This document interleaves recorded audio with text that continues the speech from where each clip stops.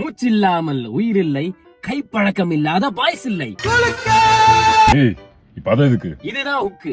அதாவது மக்களே, இன்னைக்கு நம்ம மாஸ்டர்பேஷனை வச்சு ஒரு பிலாசாபிக்கல் ப்ராப்ளம அணுக போறோம். அத பண்ணி எப்படி? பண்ணி இல்லடா, வெச்சு. அதாவது டெய்லி அடிக்கலாம், இல்ல மந்த்லி 21 டைம்ஸ் அடிக்கலாம்னு சில டாக்டர் சொல்லி பாத்திருப்பீங்க. ஒண்ணு மாஸ்டர்பேஷன் பண்றதுனால எந்த சைடு எஃபெக்ட்ஸும் கிடையாதுன்னு சொல்லி கேட்டிருப்பீங்க. அதனால ஹெல்த் பெனிஃபிட்ஸ் இருக்கு, சில நோய்களை தவிர்க்கலாம்னு நீங்க கண்டென்ட் பாத்திருப்பீங்க.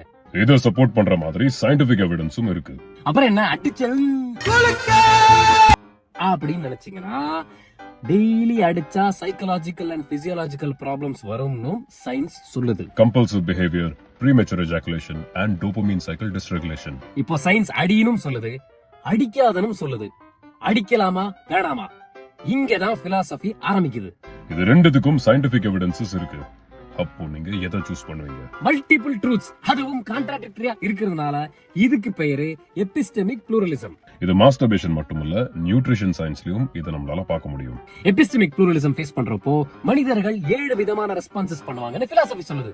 அத நம்ம அடுத்த வீடியோல பாப்போம்.